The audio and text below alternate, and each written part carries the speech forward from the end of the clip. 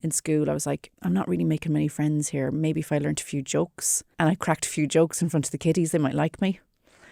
Oh, let me give you a hug.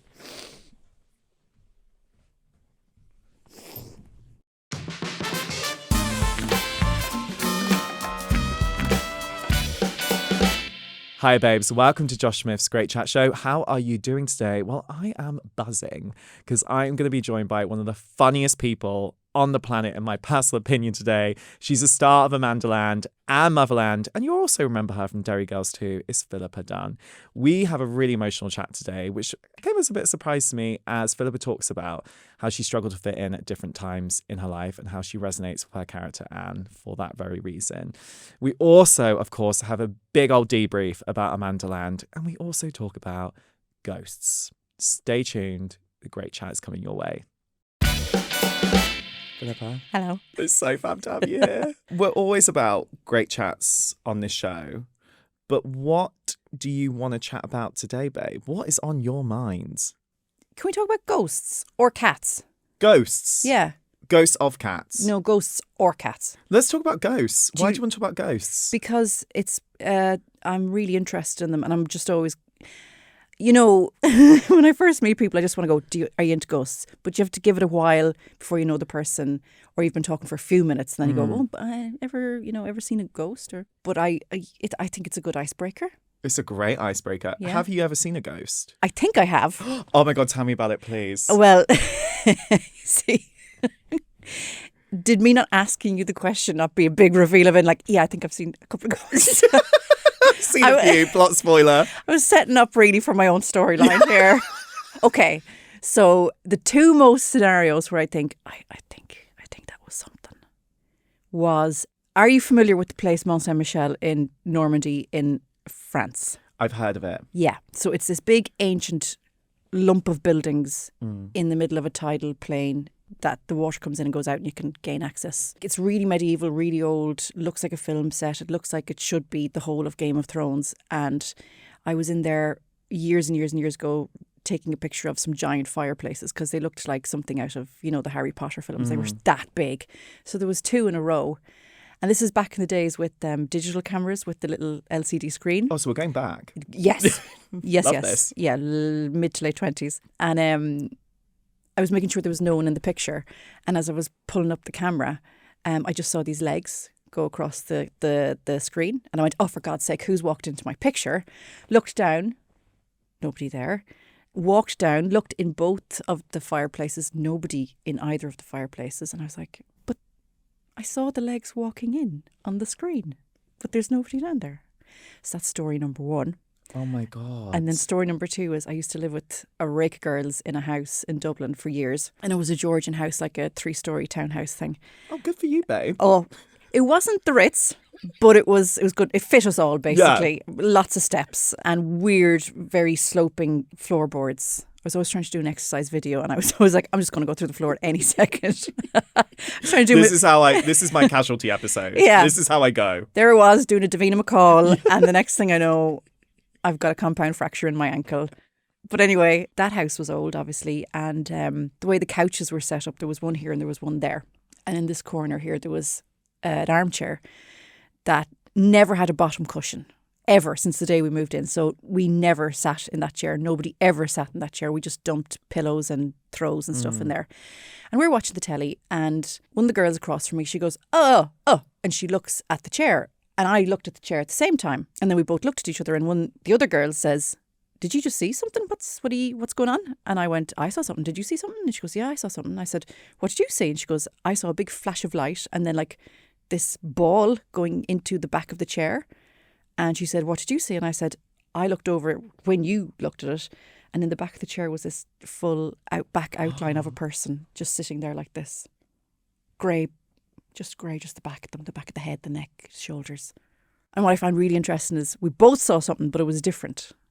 So whatever this stuff is that people see, you know, we haven't figured out what it is in our brain is picking up on the stuff that is being seen and categorised as paranormal. But we're seeing, maybe are we seeing something? But who knows what it is? Me and her picked it up differently.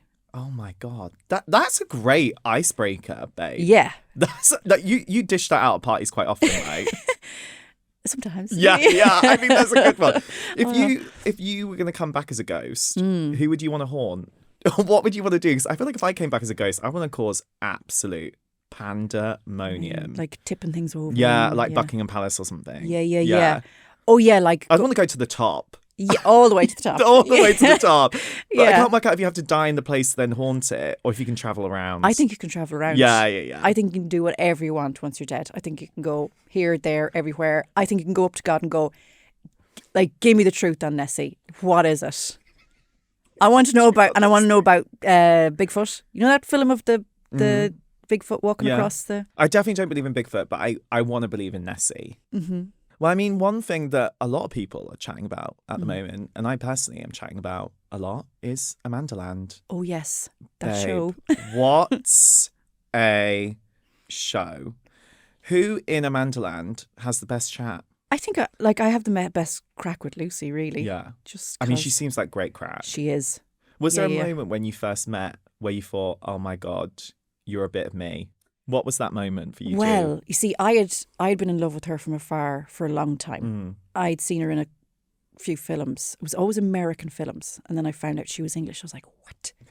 Because when I would watch it, I'm like, who is that? Like, she is incredible. She steals every scene. She's the funniest thing in everything she's in. So I just thought she was the bee's knees in the cat's pajamas. And then I went to the Motherland pilot read-through where everyone met for the first time.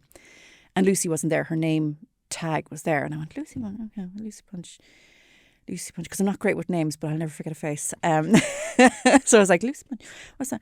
And then when I went home, I Googled image of Lucy. I was like, oh my God, it's her. Oh my God, it's her. It's that woman I've loved for all these years. Yeah. And I was thinking, oh my God, I get to play a friend of hers. Oh my God, that's nuts. And then doing the pilot. So it was me and her and a load of other, mums at a table, the big tables in Motherland where it'd be all those mums and then Amanda be holding court. And I was one of a couple who had lines. But for some reason, and I say this to her all the time, like on that day, she went, you. And she just talked to me all day, had me immediately doing role play of, go over there, get me that. Full Amanda, like role play. And then that's how I became Anne. I was like, oh, yeah, of course. Yeah, I'll get you. And do you want a napkin? Yeah.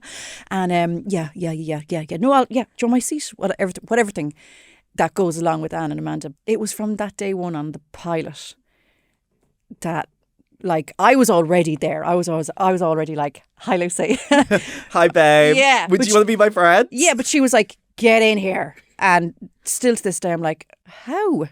Because, like, I don't know, growing up, I never really found making friends terribly easy, or I was never the popular girl. I was never, the one that everyone was looking for. So the fact that on that day she was like, I was like, oh my God. It's me. Oh, I'm the popular one. But like the fact that she, I'm still like, but you spoke to me, and like she's like, what are you talking about? I spoke to you. Of course I spoke to you. You're sitting across from me, whatever. In my mind, it's a big deal. Yeah.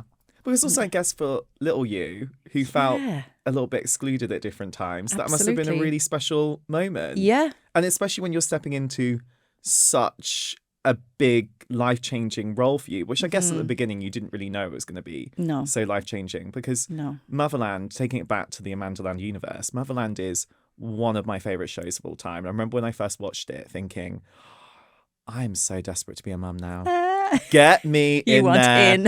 I want to be in all the school group chats. I want to be involved in all those like gossips going on at the school gates. I want to get into it. And I feel like that's where I'm going to really thrive in life. Yeah, get stuck Would you recommend it? See, I can't do all that getting stuck in stuff. Yeah. Like I'm kind of bad with crowds in general and like a lot of people. So at the school gate thing it's a thing.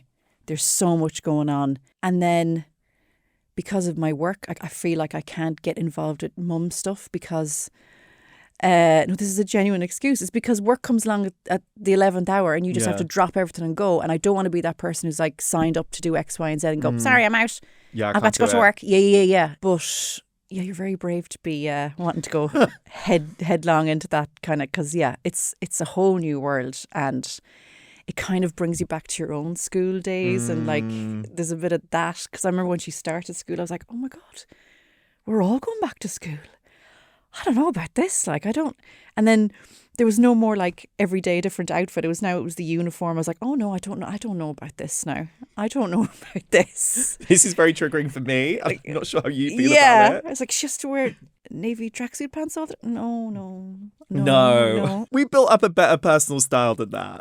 Absolutely. And especially now that she's getting into dressing herself, you know, and there could be various costume changes during the day and various characters. Like she came home on Friday and she needed to be there, and then Wednesday Addams, she was like, it's need to be Wednesday Addams. I was like, okay, I've nothing for you. Like we've no dress. Then we found some black paper that I'd gotten in a package wrapped up and stuff. So I just stapled that to her, not to her, to itself on her. And I was really expecting her to go, this is crap, like. But she was like, this is great. This is great. Rustling all the way down the hall. And she made it down to the bottom of the stairs to show her dad her Wednesday Addams outfit, and then it all fell apart. You're really raising an icon, I feel. Well, it's just the creativity has to breathe. Because that's what I found about school, was like, before I went to school, I thought I was the business. Like, I thought I was it. And then you go to school and it just gets smacked out of you. Yeah, it because does. You're just like, oh, I can't be me here. No, there's no twirling around. I have to wear this all the time. There's no hats. There's no boas. There's no, No. Why is there no feather boas at primary schools? I don't know. Please, get more feather boas in primary schools. There's no bubbles. Where's the bubbles? It's just when you see that creativity is so raw in like 3 and 4 and 5-year-olds, and they're brimming with it, and they're really discovering who they are, and they're like, and you're just like, oh, why can't we just stay that way forever? I think you spend the rest of your life trying to get back to that kid who was like, walked into a room and went, this is all mine. This is all mine, and I own this whole play area, whatever. But I think you spend the whole rest of your life going, oh God, remember her? Where did she go? It's actually so true, because I feel like we're born with self-love for ourselves, right? Yeah. We are. We like, oh, I'm confident, I'm this, I'm that. Yeah. I like myself. And then it's only through as you go through life when you start to hear certain things, you start to come up against social restrictions, hurdles, stereotyping of different kids, that you then start to really lose yourself. And it's actually quite sad. Yeah. And you meet the concept of not fitting in. And then you're playing to other people's standards of what is worthy, you know. And I suppose that's a sign of coming from a loving home, is because you're allowed to be yourself and it's accepted, and you know, you blossomed to a certain degree, and then it's just the outside world is a bit tougher, like. Do you think you've kind of found yourself now at this point of your career? Because I guess Motherland came along and it really did change your life, didn't it? Where were you at in life when Motherland found you? Not a lot was happening for me at all.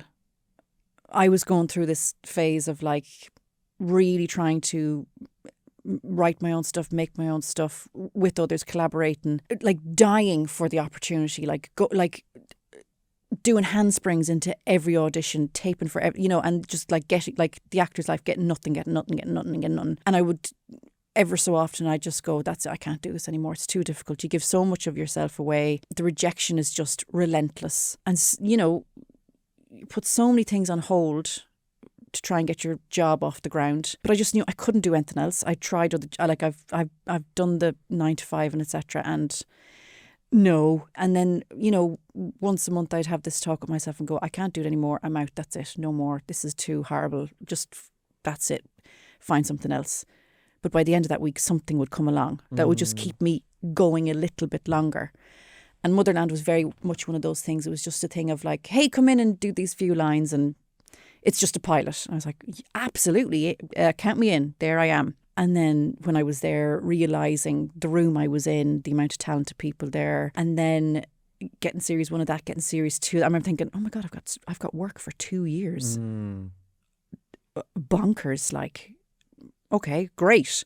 But yeah, I was plugging away awful hard, and I had no idea how long my character would be in Motherland, the size of the role, how long the series would, how long the show would go for, like nothing. And I only really realised that Motherland was kind of catching on like after lockdown, because I think during lockdown, I think it went on Netflix in Ireland, and a lot of people were contacting me going, "Oh, you're in that thing on the thing," and I was like, "Oh yeah."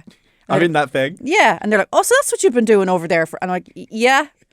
That's what I've been doing. That's what we're doing in England. Well, they must have thought like she's over there, having the crack, doing nothing. But I was like, no, I've been working. And I think people in Ireland hadn't seen it because I think it was on BBC late at night. And of course, there's no player, so they couldn't catch up. So it's when I started hearing back from home that like, oh yeah, they saw you in that. And I was like, oh, okay, people are actually watching. This is a thing. Yeah. And then 3 series and that was it. And then we got rumblings that there might be a spin-off, and you were like, please let me be in the spin-off. Oh, absolutely. Please. Well, in my mind, like Anne and Amanda have to be together. That's in my mind now. But I'm not the queen of the world. So unfortunately. So I was like, hey, I have to be. And then me and Lucy would be in touch and go, what do you think? And kind of bounce our feelings off each other. And then, yeah, we made the pilot and we're like, okay. Knowing that there was a big set of Motherland boots to fill, and just kind of going, oh God, please let this be okay. Please let this be okay. And like kind of thinking, yeah, no, it could work. But like just having no gauge on how it would be received or land or whatever. And then when it came out, we're just like, oh, okay. This is okay. This is going well. And people actually, not only do they like it, they really like it. And so, yeah, it was an epic sigh of relief. And I think with series 2, we're just like, oh, okay, let's settle into this. I mean, settling into it, babe. 5-star reviews, left, right, and centre. Yeah, I'm just so glad people like it. I'm just so glad. It's so special you've got to this point in your career when you were literally questioning whether you could still be doing it every single week. What kept you going? Was there a conversation you had with someone that really gave you the self-belief to keep going? I think it's going back to the 4-year-old, because the 4-year-old knew, I want to do that. And she knew. And then you go through life and people say, what are you talking? Like, okay, it wasn't something I could really vocalise at home or school, like to talk about wanting to be an actor. My best friend knew, obviously, my very close friends knew, but it wasn't like I could pursue it with gusto. It was always, a little plan that I had. I was like, no, I'm just going to keep the eye on the prize. And I was like, I'm just going to stay focused and walk through every door that opens and take every opportunity that comes my way. And if I throw everything at this, something will stick. And it'll just have to happen. So, yeah, I think the fact that the 4-year-old knew that it was the right path, you're kind of like, I think we know a lot about ourselves when we're that small. We know a bit about who we are because we just think we're unblemished by the planet. I think I am allowed now finally to be a bit more, because this is my full-time job now, and because I have the relief of going, oh God, like I still have to audition for everything. I still have to, I firmly believe, don't get complacent. Don't rest on your laurels. Always keep fighting for the next job.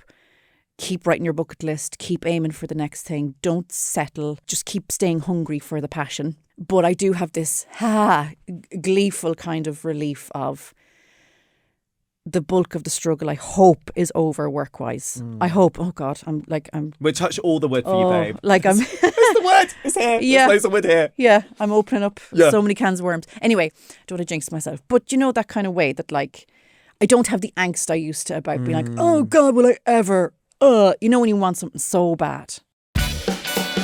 Coming up, we are opening up the group chat to you guys at home where you're going to ask your questions of Philippa. But before we get there, make sure you subscribe, babe, so you never miss a chat wherever you're watching or listening right now. And now you're doing your thing in front of Joanna Lumley, babe. Like, can we have a moment for that? You see, I can't take that in because a clip of Absolutely Fabulous came up on my phone the other day and I was like, oh, that's the woman I work with. And then I quickly had to move on. Because if I watched it, I'd be like, I spent the definite first series of Amandaland just running away from her, hiding. I was like, I'm not talking to that woman because I can't. I'm not worthy. But then the thing about Joanna Lumley is she loves everyone. She will talk to everyone. She will talk to everyone and be gorgeous and charming and really warm and welcoming. She must have thought I was an absolute weirdo because I would just like hide behind plants and stuff. I'm like, I'm not. And then at the end I'd be like, bye. Bye. Bye. Have a nice night, Joanna. Yeah. See you next year. Hopefully, fingers crossed, we get recommissioned. Was there a moment where you had a really great chat with her, though? Always. But I think you always have great chats with her because she's very normal and she's very willing to share her experiences. I think just like what we were saying, I think she's done everything so many times. She's unflappable. She's just like, yeah, I mean, just show up and just do the thing and then go home. Yeah. And enjoy it. Oh, yeah. And that's it as well. She cracks jokes. She has the fun. She has the laughs. I mean, you must have so many laughs on set because I can't get through an episode without basically wetting myself.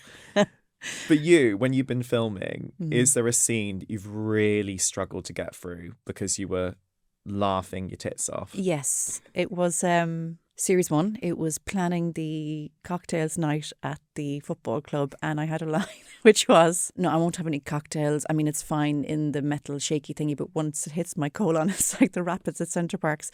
And I just couldn't. And I was pissing everyone off because we were going for their singles. And every time I went to say it, I go, and they'd be like, do you want to take a step? When you're asked to take a step outside, I mean that. And I would just go, yes. And then you go outside and you just laugh more. But then it's funnier again when you come in. So they put you on like a naughty step, basically. No, basically, for your own dignity and for the respect of your co-stars. It's basically go out there and sort yourself out and don't come back in here laughing. But you see, that to me is just encouragement. Because, then it just makes it funnier for me. So I went out and I did the deep breaths and I held my nose and I walked up and down, but then I just kept laughing. And then I came in and I had to do it again and I just kept doing it. And I was just, I annoyed everyone, but I was annoying myself. I was like, just get it together. Oh my God, come on. But it's not, it's because the writing is so specific. It's so specific. When it's so specific and then it's so child and family holiday orientated, like the rapids at Centre Parks. And then when it came to my close-up, I did it in one take and they were like, you fucker, like you've just been ruining it all for us. And then I was like, I had to. If I didn't do it in 1, we'd be here until 7. So you can thank me that you get to go home now. You're welcome. You're welcome. I mean, what a moment. Because there are so many scenes that people have become obsessed with, haven't they? Yeah. Is there a nichest fan moment where you've had a fan come up to you and you've been like in a really random place? You're like, oh my God, this is so random. Oh, I was, I had just done my house shop in Sainsbury's and I was in the lift going up to the car and there was 2 women in the lift with me and one of them got out and then there was another one in the corner. She's kind of like this. And I was like, she's like, and I was like, yeah. And then the doors open and she's just going up to the door and she goes, love you in Amandaland. And then she just ran off. I was like, oh, she was so shy to say it. And it's like, you could have said it. We could have had a chat with the whole lift. But it was just it was just so funny. She's just like, she could tell the whole time. She's like, will I say it? Will I say it? Will I say it? Will I say it? And then she went, and then ran. I've been skipping around Sainsbury's recently with probably one of the greatest things that I've ever been given in my whole life. Because I got gifted the I Love So Hard tote from Amanda herself. And it came with a very special message, babe. Oh, yeah. Let's read it to the group. Oh, yes. Are you ready? Yes, please. It says, Josh, huge fan. Thanks, Amanda. I saw I bought your great chat book for Anne. And she got a little bit too assertive. But other than that, you're amazing. Please find enclosed a free tote. Lots of love, Amanda. So I'm really hoping that my book Great Chat is going to make an appearance in Amandaland next season. Oh my God. Okay. Please do. I'll please do it. I'll make sure I give you a copy before you leave. Yeah. Have you got a tote yet, babe? No. So we need to get onto the BBC about that, don't we? BBC, where are they? Where are they? Where are you? Guys, give me a bag. Get on with it. Do you know the thing I love about Amandaland and Motherland is that it is funny, but it also deals with a lot of very important topics, is why I say. It talks about grief. It talks about struggling through motherhood. For you, what's one of the more serious topics in it that's really resonated with you? It was series 1 where Anne is really, really trying to make friends with the rest of them, and they go out for the Cava night. And she's really trying to create a party and have fun, and it's just very awkward, and no one's given her the time of day. And it's kind of that thing that I can relate to, and that, like, I always say that Anna's like 13-year-old me, just like really desperate to fit in, really wants to be liked, trying really hard to be friends with everyone that maybe she shouldn't be trying to be friends with, but just wants the companionship. And I always think with Anne, like, maybe, you know, she had she was a one child parent for a long time. I think she just got so absorbed in that she lost all her friendship circle. And this is my own backstory in my head. But anyway, that, like, you know, that she's not always the most socially comfortable. She doesn't always fit into a gang the easiest. And then they go back to her house and she gets upset by asking them, does anybody like me? Because, you know, we all go through that phase in life. Does anybody like me? Do I fit in anywhere? Will anyone ever accept me just for being me? Like, I'm trying really hard here. Do I have to try this hard to be liked? Seriously? You know? So that was the most personal for me. Because also, like, I think you have to know tragedy before you can do comedy, do you know? And I always think that comedy is a skill they learn to either fit in or to cope with the stressful situation or to make friends. I think comedy is like, it's a trade. You know, it's like plumbing or plastering. The more you do, you know, and then one day you might get to expert level. But I think it's a skill that you build up over time for this scenario, for that scenario, you know, for, you know, easing tension at home or just trying to make friends in the playground. Because I remember thinking in school, I was like, I'm not really making many friends here. Maybe if I learned a few jokes and I cracked a few jokes in front of the kiddies, they might like me.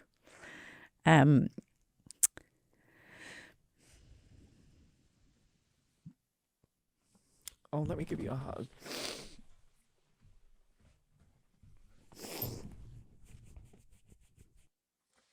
Sorry. Oh my God, it's absolutely okay. I tell you what, I resonate with that so much because when I was growing up, especially when I was around 13, I was really struggling with myself and I didn't fit in. I had no role models, had no nothing. And being a queer kid, when you are so the outsider, is one of the most difficult things to go through. But I also think now I look back on it, it's the thing that made me who I am. Yes. Today. Yes. And I think that you go through those really tough times when you feel like you don't have anyone or you don't find your people, you assimilate to pretend to be friends with other people so you can just almost survive. Once you get to that point of meeting your people, it's the most special moment. Oh, yes. I really do think one of the hardest things to do in this life is to be 100% yourself. Because the world sometimes doesn't want you to be yourself because you might be very sensitive, you might be a nice, gentle soul. It's very hard to be a nice, gentle soul out there in the world because people take advantage of it. People laugh at you for being soft or whatever it is. And I think it's hard to stick to your guns with who you are and just be yourself 100%. And I think that's our job on the planet, is to just be you. Give what it is that you have and put it out there. Because like you say, you have something different that nobody else has. And that's why comparing yourself to others is so destructive, because no one can do what you do. You do the thing that you do. Let someone else try. They can't do it. And you can't do what they do. So that's their gig and this is yours. So it's like, stay in your lane, because your lane is so good. And what's for you is so good because it's for you. It's not her job. It's not his job. It's not their job. This job that's coming to you is for you. And so you will do the best job at it. But yeah, it's just that thing of like, being the creative, weird kid at home and then going into school and then be like, I'm not fitting in. I don't work here. This doesn't work for me. What do I do? You're now a BAFTA nominated actress. And everything you've gone through, do you think you've done it for that little you? Oh, yeah. Yeah. I think you should be so proud of you. Honestly. Oh, babe. No, it's funny. Life is funny, isn't it? Yeah. Life is really weird. And it's like, there's all those cliches of like, when I grow, as in. When I grow up, I'm going to prove you wrong. But that gives you fight. Yeah. Doesn't it? And it gives you like tenacity and it gives you a neck and you just go, I'm just going to keep doing it until I get, and I'll show you all. But yeah, I still don't get the BAFTA thing. I'm still so kind of like waiting for that to make sense. I know maybe in 10 years I'll go, oh yeah. I loved every minute of it, all the dressing up. I love a bit of that. Yeah. But yeah, I'm still like, it's wild to me. It's wild. Okay, babe. So this is the point when you get added to the group chat and we open up the questions to our listeners at home. And we've already got some very special guests in this group chat. Yes. We've got Russell T Davies. Oh. We should probably get him to give you a part in something. That'd be great. Yes, please. Get your CV in the group chat, babe. Dame Elaine Page. Chic. And Theo James. Hot. Sorry, I shouldn't have done that. We don't want to subjectify him in any way, but he's an amazing actor. He's very, yes. Very good actor. I'm very glad he's in the chat. For his acting prowess. Now, are you a group chat person or are you avoiding them like the plague? Oh my God, I'm okay. So I would have gone straight in there and go, yeah, I do the group chat. Yeah, I love it. No. Because that's a lie. No, because my oldest friends, I'm in a group chat with my oldest friends, and one of them told me that they refer to me as the one who never texts back. They're like, she won't text back. Don't worry, she won't text back. And I'm like, okay, that's really true though. It's really true because I'm very bad at texting. I'm so bad at texting back. Sometimes you've got to make peace with that. I've done that with my friend. I was like, do you know what, babe? We're non-communicative. Yeah. On WhatsApp, when I see you, I love you. The end. Yeah. If I need something, I'll be in touch. Yeah. If I need you, I'll be sending smoke signals, carrier pigeons, because I know you won't pick up the phone either. Yeah. Yeah. So do you have a group chat name for that group chat? Oh, it's called Worms. Because that's your comedy group. It's them. Yeah. Yeah. Were they when you found your people? Yes. I love that. I had been like I met them in my early 20s, so like 21, 22, but coming up to that 18, 19, I was just like, please let me meet people that are just, please let me meet people that I can just work with and do stuff with. And yeah, they were my people. To this day, I'm so grateful our paths crossed. Yeah. But it was meant to be because the way I met them was very coincidental. And when we would talk about mutual friends, even though I grew up on one side of the country and they grew up on the other side of the country, like we all knew the same people somehow. And it wasn't 6 degrees of separation. It was 2 degrees. Like, hang on, I grew up 200 miles away from you. But how come we were friends with the same person growing up? Oh, it's because they moved from there to there. And it was like somehow he ended up in the same class. It was so weird. It's like we knew each other before we knew each other. I love that. It's so great when you meet someone like that. Yeah. You're like, previous lives probably. You're probably haunting something together at one point. Let's get real. We're paying a karmic debt off altogether. So, the questions from the group chat, Philippa, are popping for you. And we're going to start from Liv. Which celeb has told you that they love Amandaland and fangirled over you? You must have had one by now, surely. Oh, what if it's not true though? What if it's just a rumour? You made it up. Well, no, I got word that Trudy Styler, Sting's wife, might watch it. Oh, that's really chic. Now, what if that's total Well, lie? do you know what? Sometimes gossip's real, so we'll just take that gossip. Okay, we'll take that. That's a quite chic one, isn't it? Yeah. So do you think Sting is like writing songs and watching Amandaland? Oh, yeah. Oh, I love that. Yeah. I used to listen to a lot of Sting growing up. Loved him. I think he's like the ultimate DILF. He's aged like a fine wine. Oh, very much. Yes. He looks great. Yes. Yeah, he always looked great, yeah. When I was going through like my DILF phase, that was kind of like... Who else would be on that list now? The DILF phase. Kind of like Luke Evans is a good DILF. Mm-hmm.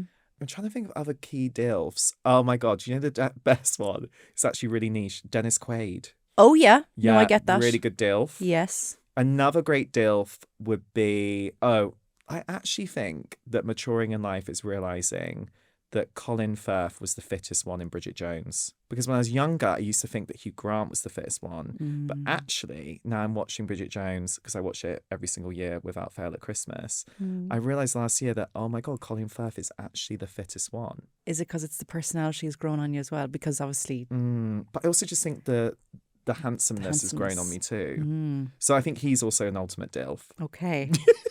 Anyone you want to add into the DILF category, babe? I'll offer up a Harrison Ford. Oh. What stage of Harrison Ford? Now or just like, like when he was raiding the tombs? He's always been awful, very good looking. Yeah, he's a stunner, isn't he? There's also pictures of him pre-Star Wars when he was working as a carpenter. Oh. He's very handsome. We're going to have to dig those out. Very handsome. Because that's giving fit. Because surely someone fangirled you at the BAFTAs, babe, didn't they? Oh. Stephen Graham said I was really good. He went, you're really funny. And I was like, I'll take that. Oh, babe, I would take that. I'll absolutely Oh my take God, that. you absolutely take that. We were walking past each other in the hallway backstage, and yeah, that's such a like shishi story, isn't it? And my best pal of 33 years was there, so she saw it happen. So You were like, did you do that thing as well when you like turn around the shoulder and be like, did you see that, babe? No. What? So the way our dynamic plays out, that would have happened, and I'd have gone. I'd be just like this, and she'd go, "Is that your man?" And I'm like, "Who?" She'd be like, "Your man from the thing," and I'm like, "Oh yeah." I would have been like, A very cool, calm crazy and collected. cool. And then she's in the corner going, yeah. And I'm just like, look, it's no big deal. It's no big deal at all, babe. No, we've been playing that game since we were kids. Okay, here's one from Simon. Have you ever used a GIF of your character or sent a card of your character on? Because there is a card with "Ain't no party like an ant sausage party."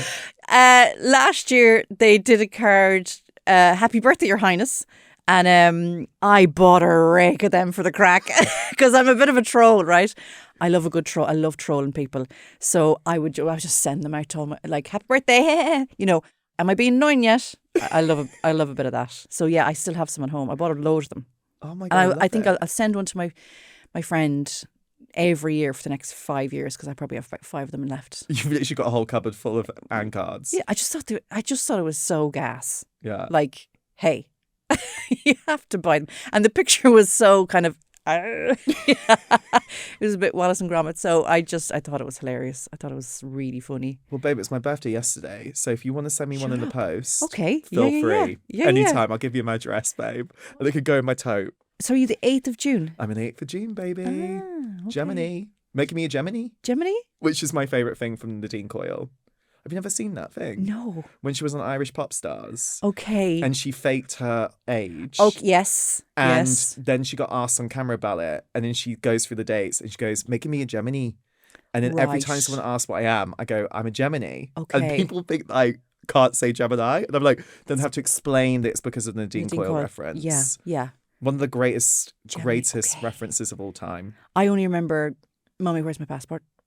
Mummy, where's my passport? Well, babe, you have been full of great chat today. Thank you so much for sharing with me. One pleasure. Thanks, you.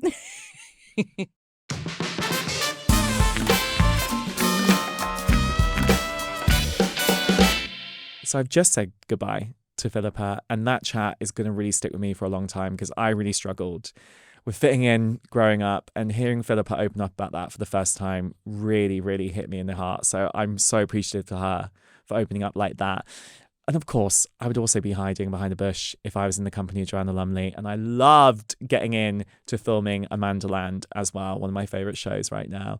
Now, if you want to hear more from Philippa, we recorded some really fun social clips. So head to @JoshSmith's Great Chat Show wherever you follow us on social media. And you can also join our group chat where you can ask questions of our guests as well. So go and find us and get involved in this great chat.